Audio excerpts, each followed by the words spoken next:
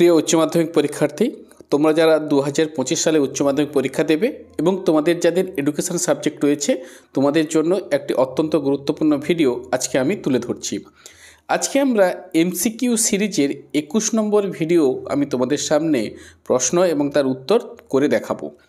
এর ফলে তোমরা যদি এই ভিডিও মনোযোগ দিয়ে দেখতে পারো তাহলে কিন্তু তোমাদের পরীক্ষাতে যে 24টি এমসিকিউ প্রশ্ন তার উত্তর করতে হয় সে সম্পর্কে তোমাদের একটি স্বচ্ছ ধারণা তৈরি হবে। ফলস্বরূপ পরীক্ষাতে তোমরা কিন্তু ফুল মার্কস পাবে। দেখো, এডুকেশান একটি হাই স্কোরিং সাবজেক্ট, আমরা সবাই জানি, কিন্তু এই সাবজেক্টে বেশি নম্বর পেতে গেলে 95+ স্কোর করতে গেলে তোমাদের কিন্তু এমসিকিউ এবং এসিকিউতে যে 40 নম্বরের মিলিয়ে থাকে সেটি কিন্তু তোমাদের 40-এ 40 পেতেই হবে। তো সেই উদ্দেশ্য নিয়েই কিন্তু এই ভিডিও বানানো। সেই জন্যে বিগত বছর অনেকেই এই ভিডিও থেকে সাফল্য পেয়েছে, তারা 40-এ 40 পেয়েছে। আমি তোমাদেরও বলছি ভিডিওগুলি ফলো করো। এর প্লেলিস্টে গিয়ে এর আগে 20টি এমসিকিউ এবং এসএকিউ সিরিজের আরও অনেক ভিডিও রয়েছে, তোমরা সেগুলি দেখতে পারো, তাহলে কিন্তু তোমাদের প্রস্তুতি আরও ভালো হবে। এ প্রসঙ্গে একটি তথ্য দিয়ে রাখি, এছাড়াও তোমাদের যে বড় প্রশ্নের যে সাজেশান তা এই ভিডিওর ডেসক্রিপশানে লিঙ্ক দেওয়া থাকবে। তোমরা যারা এখনও দেখোনি তাদের উদ্দেশ্যে বলছি তোমরা সেই ভিডিও দেখে নিতে পারো। ওই সাজেশানে যে প্রশ্নগুলো রয়েছে সেগুলো যদি তোমরা ভালো করে করো তাহলে কিন্তু তোমরা উচ্চ মাধ্যমিক পরীক্ষাতে শিক্ষাবিজ্ঞান বিষয়ে সমস্ত প্রশ্ন কমন পাবে। এ বিষয়ে তোমরা নিশ্চিত থাকতেই পারো। কারণ একটি বিষয় মনে রাখবে, এখন থেকে ঠিকঠাকভাবে যদি প্রস্তুতি না নিতে পারো তাহলে কিন্তু পরীক্ষায় আশানুরূপ নম্বর পাবে না, পরীক্ষার ফলাফল কিন্তু তোমাদের মনের মতো হবে না। তো সেই জন্যে তোমাদের এই ব্যস্ততার মাঝে পড়ার ফাঁকে ফাঁকে মাত্র 5 থেকে 7-8 মিনিটের এই ভিডিওগুলি দেখে নিতে পারলে তোমাদের কিন্তু প্রস্তুতি আরও পাকাপোক্ত হবে। সেই উদ্দেশ্য নিয়েই কিন্তু ভিডিও বানানো। চলো আজকে আমরা এমসিকিউ সিরিজের 21 নম্বর ভিডিও দেখব, যেখানে আমরা 24টি গুরুত্বপূর্ণ এমসিকিউ প্রশ্ন এবং তার উত্তর নিয়ে আলোচনা করব। প্রথম যে প্রশ্ন আমাদের সামনে রয়েছে, পরিণমন এক ধরনের সামাজিক প্রক্রিয়া, আদেশ নির্ভর প্রক্রিয়া, স্বাভাবিক প্রক্রিয়া, শর্ত নির্ভর প্রক্রিয়া। তাহলে পরিণমন কিন্তু একটি স্বাভাবিক প্রক্রিয়া, অর্থাৎ অপশান সি এর সঠিক উত্তর। 2-এর থেকে যে প্রশ্ন রয়েছে, স্মরণ ক্রিয়ার অন্যতম একটি উপাদান হলো ধারণ, প্রেষণা, বিস্মরণ, মনোযোগ। তাহলে স্মরণ প্রক্রিয়ার একটি অন্যতম উপাদান কিন্তু ধারণ, অর্থাৎ সংরক্ষণ যেটাকে আমরা বলি, এবং যথাসময়ে তার পুনরুদ্যোগ আমরা করতে পারি। হয়েছে। এবং 3-এর থেকে যে প্রশ্ন, কোন শিখন তত্ত্বে প্রেষণা ও পুরস্কার লাভের উপর সর্বাধিক গুরুত্ব দেওয়া হয়েছে? প্রাচীন অনুবর্তন তত্ত্ব, অন্তর্দৃষ্টিমূলক, গেস্টাল্ট আর সক্রিয় অনুবর্তন। তাহলে কোন শিখন তত্ত্বে? এটি কিন্তু আমরা জানি সক্রিয় অনুবর্তন তত্ত্বে পুরস্কার এবং প্রেষণার উপর গুরুত্ব দেওয়া হয়েছে। স্কিনারের সক্রিয় অনুবর্তন তত্ত্ব এক্ষেত্রে কিন্তু বিশেষ উল্লেখযোগ্য। পরে 4-এর থেকে যে প্রশ্ন, আধুনিক শিক্ষা হলো সমস্যা সমাধান ভিত্তিক শিক্ষা, বুনিয়াদী শিক্ষা, শিশুকেন্দ্রিক শিক্ষা, শিক্ষক কেন্দ্রিক শিক্ষা। তাহলে আধুনিক যে শিক্ষা এবং আজকের দিনে যে শিক্ষা ব্যবস্থাকে তাকে আমরা কিন্তু বলে থাকি শিশুকেন্দ্রিক শিক্ষা ব্যবস্থা। অপশান সি এর সঠিক উত্তর। পরে দেখো যে প্রশ্ন রয়েছে, 5-এর থেকে যে প্রশ্ন আমাদের সামনে রয়েছে, ফ্রিকোয়েন্সি বন্টনের সর্বোচ্চ স্কোর এবং সর্বনিম্ন স্কোর যে ব্যবধান তাকে আমরা কি বলি? মধ্যবিন্দু, শ্রেণী ব্যবধান, প্রসার বা রেঞ্জ, পরিসংখ্যা।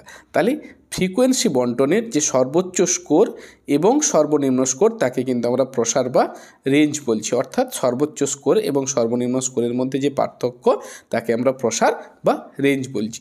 এবার দেখো 6-এর দাগে প্রশ্ন, গেস্টাল্ট শব্দটি একটি জার্মান, ব্রিটিশ, ফরাসি, চীনা শব্দ। গেস্টাল্ট শব্দটি কিন্তু একটি জার্মান শব্দ। অপশান এ এর সঠিক উত্তর।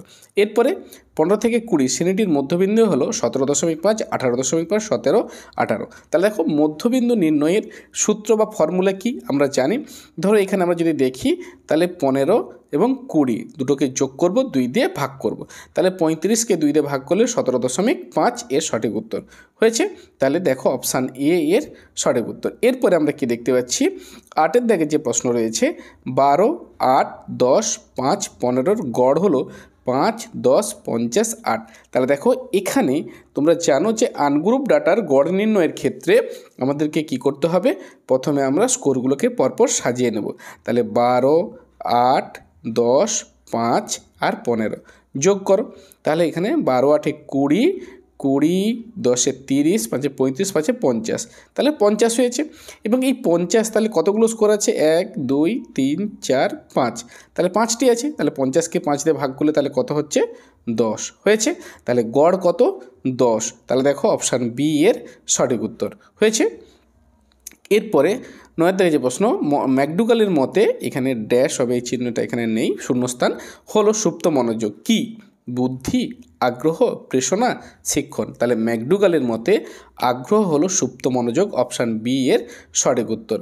এরপরে আমরা দেখতে পাচ্ছি 10-এর দাগে যে প্রশ্ন আমাদের সামনে রয়েছে, বলছে কোঠারি কমিশনের মতে কোন শিক্ষাস্তর থেকে বৃত্তি শিক্ষার সুযোগ থাকবে? নিম্ন প্রাথমিক, উচ্চ প্রাথমিক, নিম্ন মাধ্যমিক, উচ্চ মাধ্যমিক। তাহলে নিম্ন মাধ্যমিক স্তর থেকে কিন্তু বৃত্তি শিক্ষার সুযোগ থাকবে। 11-এর দাগে যে প্রশ্ন আমাদের সামনে রয়েছে, আমরা দেখতে পাচ্ছি MLL সম্পূর্ণ নাম কি? Minimum level of learning, maximum level of learning, maintenance level of learning আর ম্যাক্সিমাম লিমিট অফ লার্নিং।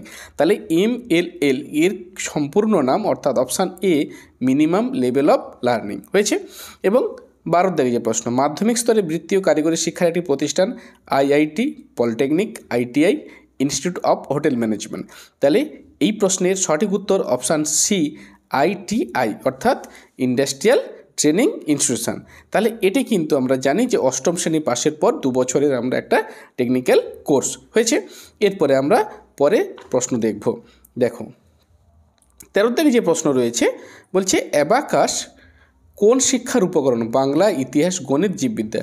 তাহলে অ্যাবাকাস কিন্তু গণিত শিক্ষার ক্ষেত্রে সর্বাপেক্ষা বা ব্যবহার করা হয়ে থাকে। পাটিগণিত, বিশেষ করে গণিতের পাটিগণিতের ক্ষেত্রে যোগ, বিয়োগ, গুণ, ভাগ, দশমিক এই সমস্ত ক্ষেত্রে শিক্ষাদানের উপকরণ একটি কিন্তু অ্যাবাকাস হয়েছে। 15-তে কী রয়েছে? 14-তে বর্তমানে শিক্ষা কোন তালিকাভুক্ত? রাজ্য তালিকা, কেন্দ্রীয় তালিকা, যুগ্ম তালিকা, কোনোটিই নয়। তাহলে বর্তমানে শিক্ষা কিন্তু যুগ্ম তালিকাভুক্ত অর্থাৎ কেন্দ্র এবং রাজ্য উভয়ের প্রচেষ্টায় রয়েছে। এবং পরে যে প্রশ্ন, স্বাধীন ভারতের প্রথম শিক্ষা কমিশন কোনটি? হান্টার কমিশন, জাতীয় শিক্ষানীতি, স্যাডলার কমিশন, রাধাকৃষ্ণন কমিশন। তাহলে স্বাধীন ভারতের প্রথম শিক্ষা কমিশন সেটি কিন্তু রাধাকৃষ্ণন কমিশন হয়েছে।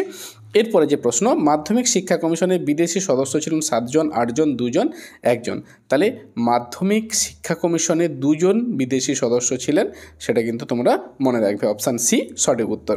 পরের থেকে যে প্রশ্ন রয়েছে, national council of rural higher education সংস্থাটি কত সালে গঠিত হয়? 52, 56, 58, 62। তাহলে দেখো এটি কিন্তু আমরা জানি যে রাধাকৃষ্ণন কমিশনের আমরা যে গ্রামীণ বিশ্ববিদ্যালয় সেটিকে পরিচালনা করার জন্য একটি সংস্থা তৈরি হয়েছিল, তার নাম কি? কত সালে হয়েছিল? তাহলে সেটি কিন্তু অপশান বি 1956-তে হয়েছে। এরপরে যে প্রশ্ন, কোন কমিশনে বিদ্যালয়গুচ্ছ বা স্কুল কমপ্লেক্সের কথা বলা হয়েছে? Kothari commission, Radhakrishnan commission, Mudaliar commission, Janardhan Reddy commission. বানানটা একটু দেখে নেবে। তাহলে এই প্রশ্নের সঠিক উত্তর কিন্তু অপশান এ কোঠারি কমিশন হয়েছে। এরপরে দেখো 19-এর দাগে যে প্রশ্ন আমাদের সামনে রয়েছে, জাতীয় শিক্ষানীতি বলতে 86 জাতীয় শিক্ষানীতির কথা বলা হয়েছে। কোন অধ্যায়ে 1968 সালের সাফল্য ও ব্যর্থতা সম্পর্কে উল্লেখ ছিল? দ্বিতীয়, প্রথম, চতুর্থ আর তৃতীয়। তাহলে দেখো টোটাল যে 12টি অধ্যায় ছিল, সেখানে আমরা জানি যে প্রথম অধ্যায়ে কিন্তু 1986 সালের শিক্ষানীতি সম্পর্কে বা তার ফলশ্রুতি সম্পর্কে কিন্তু আলোচনা করা হয়েছে। এরপরে দেখো পরের যে প্রশ্ন রয়েছে আমাদের সামনে, ভারতীয় সংবিধানের ধারায় SC, ST এবং দুর্বল শ্রেণীর শিক্ষাগত এবং আর্থিক সুযোগদানের কথা উল্লেখ আছে, সেটা কত নম্বর ধারাতে? 30, 46, 45, 14। তাহলে এটি কিন্তু সঠিক উত্তর কী হবে? অপশান বি 46 নম্বর ধারাতে। পরের যে প্রশ্ন, বর্তমানে কোন রাজ্যে অধিক সংখ্যক মূক ও বধিরদের জন্য বিদ্যালয় আছে? আচ্ছা, এই অপশানগুলো তোমরা একটু ঠিক করে নিতে পারো। কলকাতা বলতে আমরা পশ্চিমবঙ্গের কথা বলছি, দিল্লি তো রয়েছে, মুম্বাই বলতে মহারাষ্ট্রের কথা বলা হচ্ছে, আর তামিলনাড়ু। তাহলে পশ্চিমবঙ্গ, দিল্লি, মহারাষ্ট্র, তামিলনাড়ু এদের মধ্যে কোন রাজ্যে সর্বাধিক মূক ও বধিরদের জন্য বিদ্যালয় রয়েছে? সঠিক উত্তর অপশান সি মহারাষ্ট্র হয়েছে। এরপরে যে প্রশ্ন রয়েছে দেখো কি বলছে, ডেলোর কমিশনে বিশ্বশিক্ষার কটি স্তম্ভের কথা বলা হয়েছে? ডেলোর কমিশনে বিশ্বশিক্ষার কিন্তু 4টি, অপশান সি স্তম্ভের কথা বলা হয়েছে। এরপরে ইচ ওয়ান টিচ ওয়ান কোন আন্দোলনের স্লোগান? ভারত ছাড়ো, ভাষা আন্দোলন, শিক্ষা আন্দোলন, কোনোটিই নয়। তাহলে দেখো এটি কিন্তু প্রকৃতপক্ষে সর্বশিক্ষা অভিযানের স্লোগান, কিন্তু এখানে আমাদের যে 4টে অপশান রয়েছে সেখানে সর্বশিক্ষা অভিযান নেই, তাই অপশান ডি কোনোটিই নয়, এটিই কিন্তু সঠিক উত্তর। এরপরে সবশেষ যে প্রশ্ন, তাত্ত্বিক জ্ঞান প্রযুক্তি হলো তাত্ত্বিক জ্ঞান, ব্যবহারিক জ্ঞান, তাত্ত্বিক ও ব্যবহারিক জ্ঞান, কেবলমাত্র দক্ষতা। তাহলে এই প্রশ্নের সঠিক উত্তর অপশান সি প্রযুক্তি কিন্তু তাত্ত্বিক এবং ব্যবহারিক জ্ঞানের সমন্বয় হয়েছে। তাহলে এই ছিল 24টি গুরুত্বপূর্ণ এমসিকিউ প্রশ্ন এবং উত্তর, যেগুলি কিন্তু তোমাদের সামনে যে উচ্চ মাধ্যমিক পরীক্ষা রয়েছে সেই পরীক্ষায় শিক্ষাবিজ্ঞান বিষয়ের যে 24টি এমসিকিউ প্রশ্ন থাকে সেগুলির প্রস্তুতিতে তোমাদের যথেষ্ট সাহায্য করবে। এর প্রিভিয়াস যে ভিডিওগুলি রয়েছে সেগুলিও তোমরা দেখতে পারো, তাহলে কিন্তু তোমরা 40-এ 40 পেতে এই এমসিকিউ এবং পরবর্তী সময়ে আরও এসএকিউর ভিডিও রয়েছে সেগুলি তোমরা দেখবে। এবং এর ডেসক্রিপশানে পূর্ণাঙ্গ সাজেশন অর্থাৎ বড় প্রশ্নের সাজেশনের লিঙ্ক দেওয়া থাকবে, সেই ভিডিও তোমরা দেখে নিতে পারো। যদি কোনো প্রশ্নের উত্তর তৈরি করতে তোমাদের সমস্যা হয় তোমরা বলবে, সেই উত্তর আমি তৈরি করে তোমাদের সামনে ভিডিও আকারে তুলে ধরবো। ভালো থেকো, খুব ভালো করে পড়তে থাকো। প্রত্যেক দিন এবার থেকে তোমরা হয় এমসিকিউ বা এসএকিউর ভিডিও তোমরা নিয়মিতভাবে পাবে, যেগুলি তোমাদের প্রস্তুতি অর্থাৎ পড়ার ফাঁকে ফাঁকে 5-6 মিনিটের এই ভিডিওগুলি একটু দেখে নেবে।